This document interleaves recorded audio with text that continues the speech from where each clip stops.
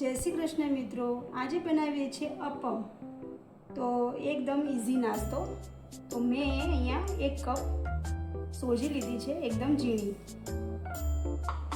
અને 1 વાટકી દહીં લીધું છે,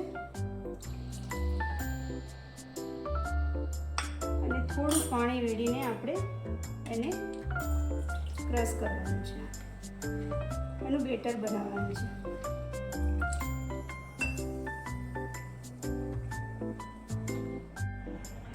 જો થોડું પાણી આપણે એડ કરીને બેટર કરીશું, અને દહીં અહીંયા ખાટું લેવાનું છે, થોડું ઠીક રાખવાનું છે, અને પછી 5 મિનિટ માટે આપણે ઢાંકીને મૂકી દઈશું।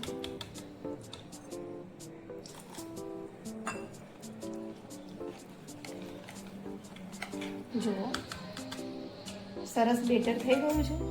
હવે આપણે આને ઢાંકી દઈશું 5-10 મિનિટ માટે। આપણે 5 મિનિટ રેસ્ટ આપી દીધો છે, અને બેટર સરસ રીતે પડી ગયું છે। હવે આપણે એની અંદર ગાજર એડ કરીશું, કેપ્સિકમ એડ કરીશું, ટામેટા એડ કરીશું, બાફેલી મકાઈ એડ કરીશું, અને લસણ મરચાંની પેસ્ટ એડ કરશું, થોડા કાજુ એડ કરશું, અને 1 ચમચી ચીલી ફ્લેક્સ એડ કરશું, અને 1 ચમચી સ્વાદ માટે વરિયાળી એડ કરશું। જો બધું સરસ રીતે આપણે હવે મિક્સ કરવાનું છે। 1 ચમચી આપણે મીઠું એડ કરશું, અને આ બેટરને સરસ રીતે બધી સબ્જીની સાથે મિક્સ કરવાનું છે। જો એકદમ ભરપૂર વેજીટેબલ છે, બાળકોને તો બહુ જ મજા આવી જાય એવું સરસ નાસ્તો છે।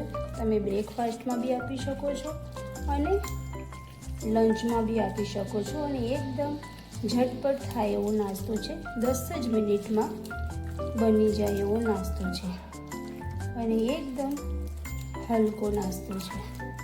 જો સરસ રીતે આપણે બધી સબ્જી મિક્સ થઈ ગઈ છે।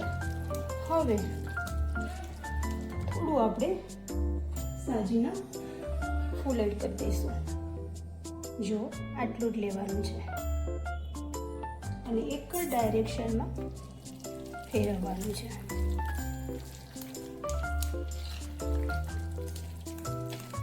ચલો, થઈ ગયું છે હવે બેટર રેડી। હવે આપણે અપમ પ્લેટ મૂકીને થોડી ગરમ થાય પછી આપણે અપમ બનાવીએ। અપમ પ્લેટ ગરમ થઈ ગઈ છે।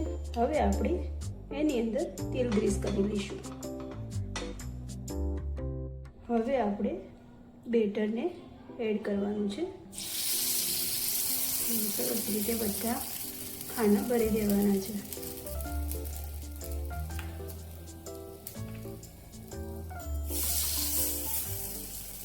જો આવી રીતે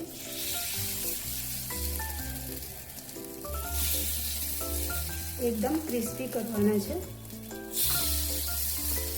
અને ધીમા તાપે આપણે ચડવા દઈશું, જેથી અંદરથી કાચા ના રહે।